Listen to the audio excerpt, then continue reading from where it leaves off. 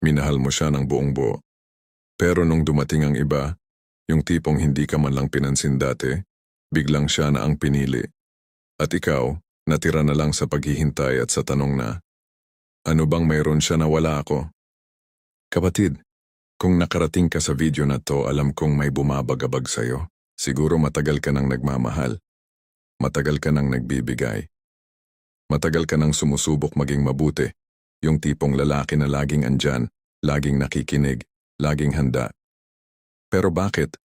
Bakit parang hindi ka pa rin napapansin? Bakit yung mga lalaking parang wala namang pinaghirapan, sila pa yung nakakakuha ng atensyon? Bakit yung mga lalaking hindi mo maintindihan kung bakit minamahal, sila pa yung hinahabol? At ikaw na pinagdasal mo pa ang pagmamahal mo and bakit laging nasa sidelines? Tumigil ka muna sandali. Huminga ka ng malalim. Hindi ikaw ang problema. Ang problema ay hindi mo pa nauunawaan ang tunay na batas ng atraksyon. At ang mas masakit pa, walang nagturo sa'yo. Ang tatay mo, baka hindi rin alam. Ang kaibigan mo, nagdadala lang ng kwentong barbero. Ang social media, puro kasinungalingan at fantasy. Pero sa video na to, ibabahagi ko sa iyo ang 5 uri ng lalaki na sobrang nakakaakit sa mga babae. Hindi sa forma, hindi sa pera, hindi sa mukha, kundi sa pagkatao. At hindi ito yung typical na be confident, be yourself na paulit-ulit mong naririnig. Ito ay nakabase sa Stoic philosophy, ang pinakamatandang pilosopiya ng mga tunay na lalaki. Mga emperador, mga mandirigma, at mga pantas na mas pinili ang katahimikan ng isip kaysa ingay ng mundo. Kaya kung handa ka ng baguhin ang sarili mo, hindi para sa babae kundi para sa sarili mo, umupo ka, tahimik ka at makinig ka hanggang sa dulo. Dahil pagkatapos ng video na to, hindi mo na maiisip pareho kung paano kumilos bilang lalaki. Bago natin simulan, nais kong magpasalamat sa mga loyal kong subscribers sa patuloy na pagsuporta sa aking channel. Kayo ang inspirasyon ko sa paggawa ng mga bagong content. Kung bago ka sa channel ko, comment mo na kung taga saan ka. Bago tayo pumunta sa 5 uri, kailangan mo munang maintindihan ang ugat ng problema. Bakit ang dami-daming lalaking mabait, mapagmahal, tapat, pero laging natatalo? Bakit yung mga nice guys sa pelikula, sila yung protagonista, pero sa totoong buhay, sila yung iniiyakan ng hating gabi habang nagbibilang ng mga hindi sinagot na text? Ito ang katotohanan na ayaw mong marinig, kapatid. Hindi lahat ng pag-ibig ay sapat. Minsan ang pag-ibig mo ay sobra, pero ikaw mismo kulang, at hindi sa kulang sa forma. Hindi sa kulang sa pera. Hindi sa kulang sa angking ganda. Kulang ka sa presensya. Kulang ka sa katahimikan sa loob. Kulang ka sa pag-alam kung sino ka talaga. Tignan mo ang mga lalaking madaling basagin. Yung mga umiiyak agad kapag naaway ng karelasyon. Yung mga nagmamakaawa kapag break na. Yung mga nagbabanta ng pagpapakamatay kapag iniwan. Yung mga nagsisend ng paragraph na mensahe ng 2 a.m. Bakit ganon? Kasi ang buong identity nila ay nakasalalay sa pag-ibig ng babae.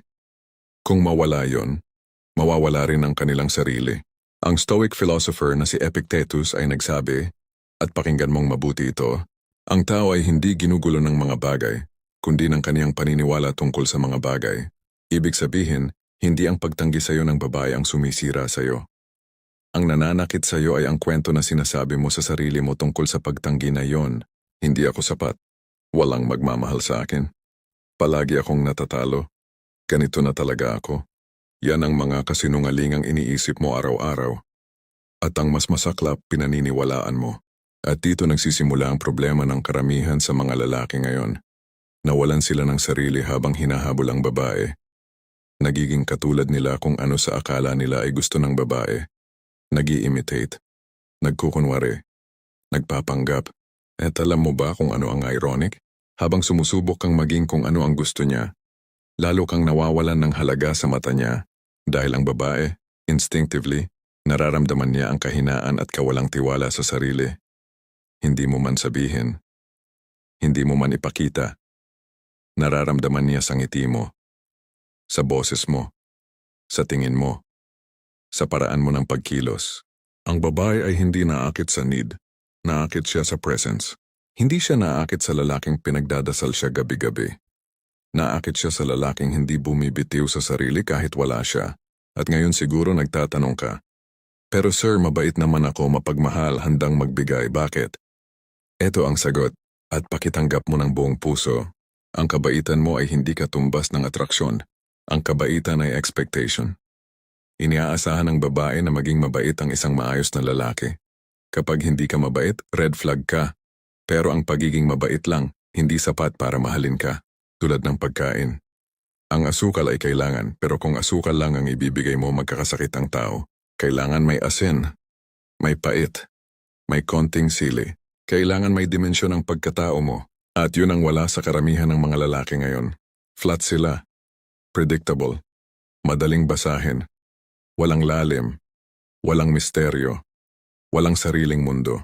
Sumusunod lang sila. Nakikiuso. Nakikialam sa drama ng babae. Nakikivibe. Nakikibagay. At sa huli, walang sariling lasa. Kaya ngayon, bago ko ibigay sa iyo ang 5 uri ng lalaking nakakaakit, kailangan mo munang tanggapin ang masakit na katotohanan. Ang rason kung bakit hindi ka naakit sa babae ay hindi dahil sa kanila. Ito ay dahil sa iyo. At magandang balita yan. Kasi kung sila ang problema, wala kang magagawa. Pero kung ikaw ang problema, ikaw din ang solusyon. Bago tayo pumunta sa solusyon, gusto kong tanungin kita ng ilang bagay. At huwag kang magsisinungaling sa sarili mo. Dito lang tayo, walang nakikinig. Ilang beses ka nang sinaktan ng babaeng pinagpakumbaba mo. Ilang beses ka nang binasa ng ulan habang naghihintay sa kanya. Tapos sinabihan ka na lang na, sorry, busy ako kanina. Ilang gabi ka nang hindi nakatulog dahil tinitingnan mo ang last scene niya sa Messenger. Ilang beses kang umiyak sa banyo, tahimik nang walang nakakakita.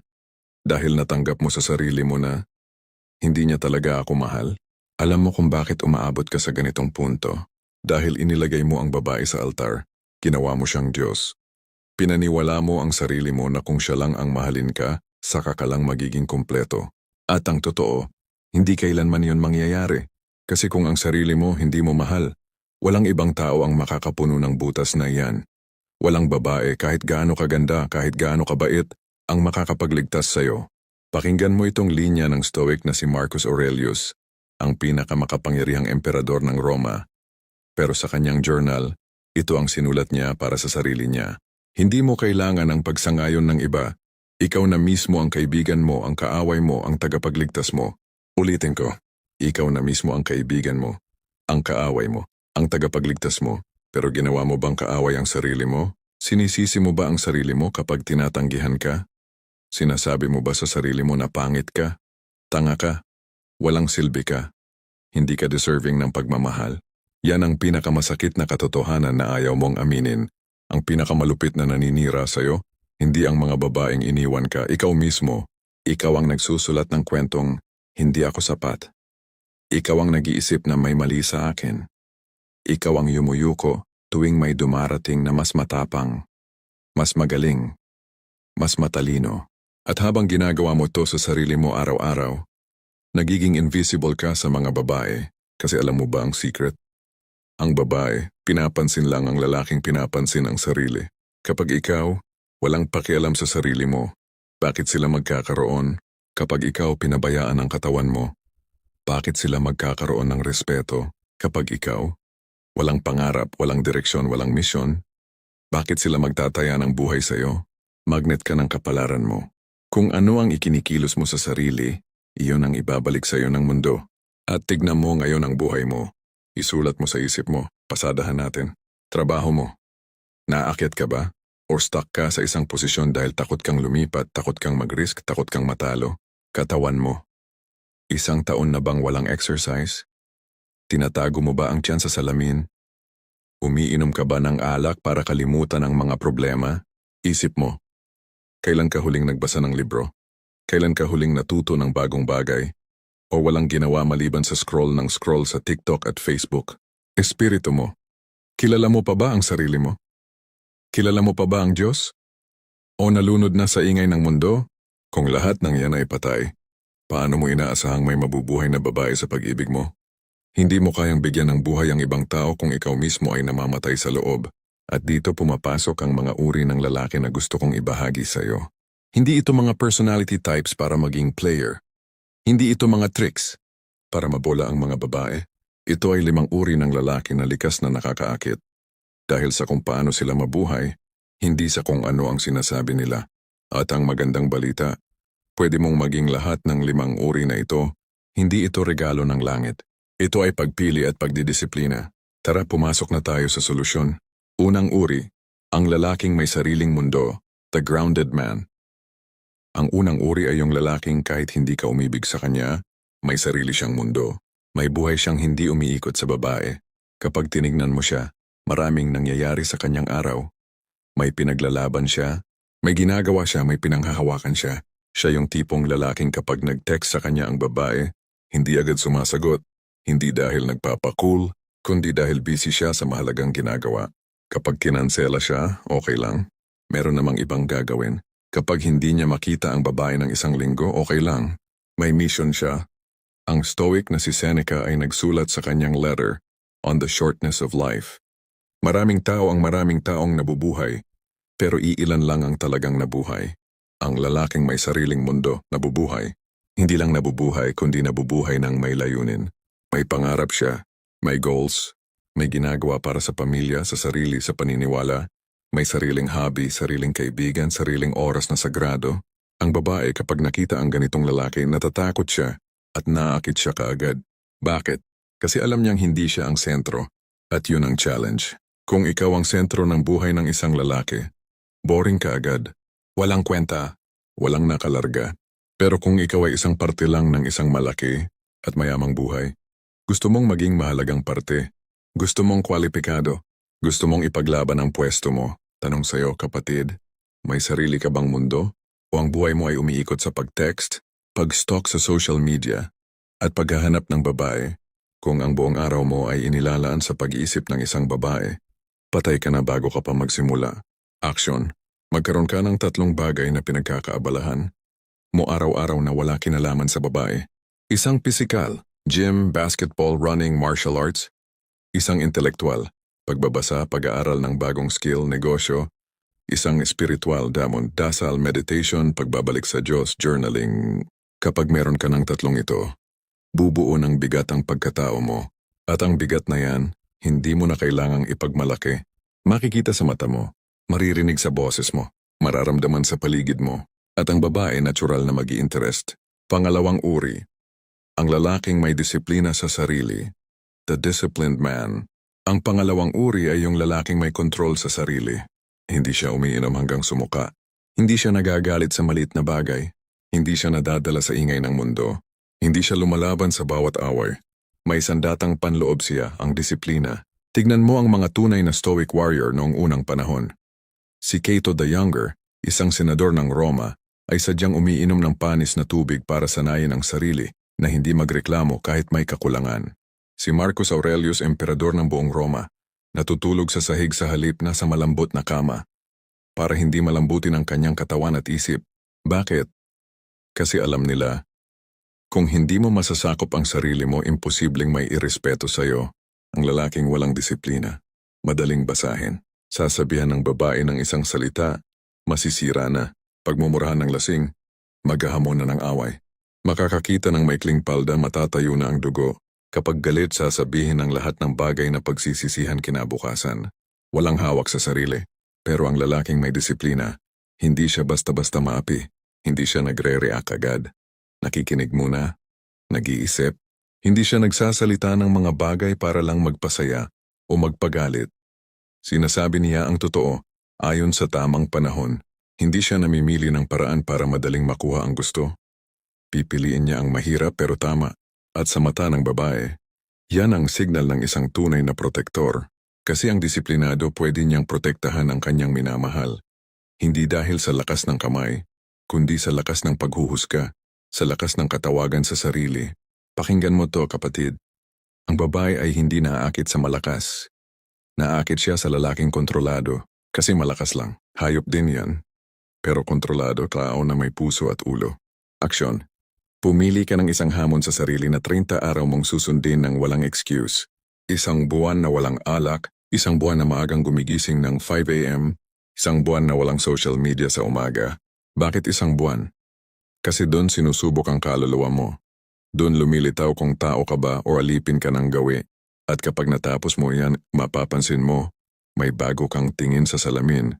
Mas matigas ang mata mo. Mas matatag ang postura mo. At may nadadama kang bago sa lalaking nakatayo sa salaming yan. May respeto sa sarili. At kapag may respeto ka sa sarili, lahat ng dumadating sa buhay mo magre-respeto rin sa'yo. Kasama na ang babae. Pangatlong uri, ang lalaking hindi natatakot sa katotohanan, the honest man. Ang pangatlong uri ay yung lalaking nagsasalita ng totoo. Hindi siya umiiwas. Hindi siya nagpapanggap. Hindi siya nagbabago ng sinasabi depende sa kausap. Kung may ayaw siya, sasabihin niya. Kung may nakikita siyang mali, papansinin niya. Kung may sakit na dapat sabihin, hindi niya itatago. Ato, nakakatakot ang ganitong lalaki. Hindi dahil mean siya. Hindi dahil rude siya, kundi dahil hindi ka madadali sa kanya. Ang karamihan ng lalaki, sinusubukang paluguran lahat. Yes. Magkwento ang babae ng kalokohan, sasang-ayon. Magsabi ng hindi tama, tatawa lang. Humingi ng imposibleng bagay, magpipilit pa rin. Takot silang mawala. Takot silang mapansin na iba ang iniisip. Takot silang mahusgahan bilang masungit o selfish. Kaya naging wallpaper na lang sila sa buhay ng mga babae. Pero ang lalaking tapat, hindi ako pupunta sa party mo kasi may gagawin ako. Mali ka sa ginawa mo sa kaibigan mo. Hindi tama ang sinasabi mo ngayon, pag-isipan mo muna. Ayaw ko ng ganitong usapan. Bukas na natin pag-usapan kapag kalmado na tayo. Ang babae, sa umpisa matatakot. Bakit ganun siya? Ang yabang niya. Di ko maintindihan. Pero sa katagalan, irerespeto ka niya. At hindi lang respeto, hahangaan ka niya. Kasi alam niya, kung may sasabihin ka, totoo yon. Kung sasabihin mong mahal mo siya, yun ay totoong mahal, hindi diplomasya. Kung sasabihin mong, ikaw ang pinakamaganda sa akin, paniniwalaan niya, kasi hindi ka iba kapag kausap ang iba. Pakinggan mo si Epictetus. Siya ay ipinanganak alipin, pero naging isa sa pinakamalalim na pilosopo ng Greece. Sabi niya, huwag kang magpapanggap na may alams kung wala. Huwag kang magpapanggap na mabuti kung hindi. Sa pagpapanggap naliligaw ka sa iyong sarili. Ang katotohanan ay mabigat, pero ang kasinungalingan ay lason. Kapag patuloy kang nagpapanggap, nawawala ang sarili mo. Nawawala ang integridad. Nawawala ang kakayahan mong magtaya sa anumang bagay dahil hindi mo na alam kung sino ka talaga. Aksyon, simulan mo sa maliit. Kapag tinanong ka ngayong araw kung, kumusta? Huwag kang sasagot ng okay lang kung hindi ka naman okay. Sabihin mong hindi masyado. Pero lalaban ako. Kapag inimbita ka sa event na ayaw mo, sabihin mong, ayoko. Salamat sa imbitasyon. Kapag may tinanong sa'yo na hindi mo alam, sabihin mong, hindi ko alam pero aalamin ko. Simple, pero mahirap. Kasi nasanay ka ng maging complicated para masakop mo ang lahat. Pero bumalik ka sa pagiging simple. Bumalik ka sa pagiging totoo. At mapapansin mo, konti lang ang makakausap mo. Konti lang ang magugustuhan ka. Pero yung mga nagugustuhan ka, totoo ang gusto sa'yo. Hindi sa version mo. Hindi sa mask mo. Sa'yo. At dun lumalabas ang pag-ibig na panghabang buhay. Pang-apat na uri, ang lalaking malalim mag-isip, the thoughtful man. Ang pang-apat na uri ay yung lalaking mahaba ang pisi ng utak. Hindi siya nagsasalita ng paulit-ulit. Hindi siya padalos-dalos ng sagot. Hindi siya reactive sa social media, sa chismis, sa politika, sa ingay ng kalye. Kapag may tinanong sa kanya, nag-iisip muna. Tinitimbang ang salita. Tinitingnan ang anggulo. At kapag nagsalita na, may timbang, may depth, may kinalalagyan. Ang babae, kapag nakausap ang ganitong lalaki, pakiramdam niya may isang bagong mundo siyang pumasok. Ang galing ng iniisip niya. Hindi ko in-expect yon. Malalim pala siya. Tignan mo ang mga pelikula at librong pang-romansa. Laging may ganitong karakter, yung misteryosong lalaking nagsasalita ng iilan lang. Pero kapag nagsalita, umaalingaw-ngaw sa puso ng babae. Bakit? Kasi ang pag-iisip ay attraction. Ang isang lalaking may pinanghahawakang ideya na alam kung saan siya tumatayo sa buhay, na may matibay na paniniwala, iba ang dating. Pero ang masaklap, sa panahon ngayon, lahat ay ingay. TikTok, Reels, memes, dumb humor. Ingay ng ingay. At marami sa mga lalaki na lunod dito, nawalan ng depth, naging madaling basahin, walang sariling pananaw. Kung ano ang trending, doon sumasakay. Sabi ni Seneca, ang marami sa mga nagsasalita, kaunti lang ang tumitigil at nag-iisip. At sa mga tumitigil at nag-iisip, kaunti pa ang umaabot sa karunungan. Ibig sabihin, rare ang nag-iisip,